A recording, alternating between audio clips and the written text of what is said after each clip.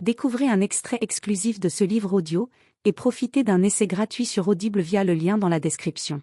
Il est condamné pour avoir provoqué la mort de 5 femmes et fillettes turques en mettant le feu à leur logement pendant leur sommeil. Il avait du mal à conserver un emploi, s'était mis à boire et imputait ses difficultés aux étrangers. D'une voix à peine audible, il a déclaré « Je suis désolé de ce que j'ai fait et j'ai honte ». Chaque jour, des nouvelles de ce genre témoignent de la dissolution des mœurs, du climat d'insécurité et du déchaînement de pulsions abjectes. Mais elles ne sont que le reflet global du sentiment lancinant que nous perdons tous le contrôle de nos émotions. Nul n'est à l'abri de cette alternance capricieuse d'explosions de colère et de regret. Chacun de nous en fait l'expérience tôt ou tard. Au cours des dernières décennies, nous avons été submergés de nouvelles révélatrices de l'ineptie, de l'irresponsabilité et du désespoir qui brisent nos vies. Fureur et déchéance sont devenus manifestes, que ce soit dans la solitude des enfants que l'on laisse avec la télévision pour baby-sitter, dans les souffrances des enfants abandonnés ou maltraités, ou dans l'affreuse intimité de la violence maritale. La dépression des uns et l'agressivité des autres sont symptomatiques d'un malaise affectif général. Ce livre vise à donner un sens à ce qui paraît absurde. En tant que psychologue puis journaliste, j'ai suivi de près les progrès accomplis par la science dans la compréhension de l'irrationnel et j'ai été frappé par deux tendances opposées. L'une constate l'état de plus en plus désastreux de notre vie affective.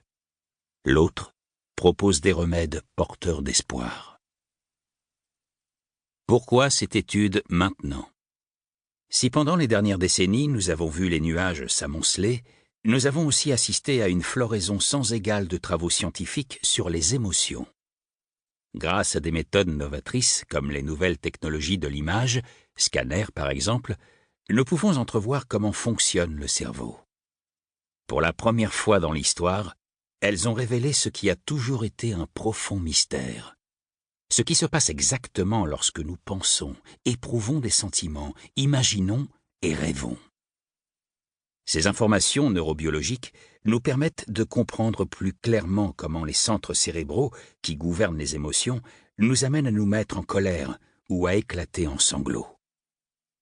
Comment les parties les plus anciennes du cerveau, qui nous poussent à faire la guerre, aussi bien que l'amour, sont mises à contribution pour le meilleur ou pour le pire. La lumière nouvelle qui éclaire le fonctionnement des émotions et ses défaillances laisse entrevoir des remèdes inédits à notre crise psychologique collective. La moisson de faits scientifiques nécessaires pour faire ce livre n'est arrivée à maturité que depuis peu. La raison en est que, pendant longtemps, la place des sentiments dans la vie mentale a été ignorée par la recherche, faisant des émotions un continent en grande partie inexploré par la psychologie scientifique. Un fatras de manuels d'épanouissement personnel, prodigue en conseils bien intentionnés, fondés au mieux sur des opinions inspirées par l'observation clinique, mais la plupart du temps dépourvues de bases scientifiques, a tenté de combler ce vide.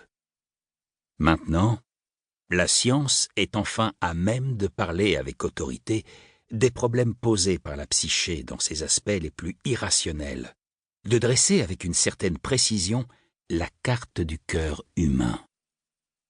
Celle-ci apporte un démenti à ceux qui souscrivent à une conception étroite de l'intelligence et prétendent que le QI est une donnée génétique non modifiable et que notre destinée individuelle est en grande partie prédéterminée.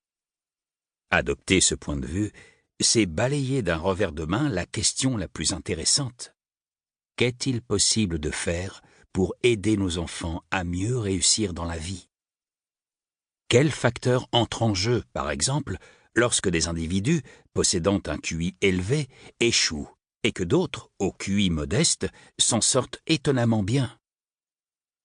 Je prétends que la différence tient bien souvent aux capacités que nous désignons ici par l'expression « intelligence émotionnelle », qui recouvre la maîtrise de soi, l'ardeur et la persévérance, et la faculté de s'inciter soi-même à l'action.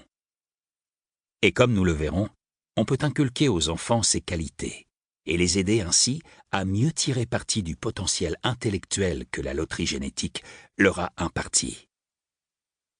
Au-delà de ces possibilités, s'impose un...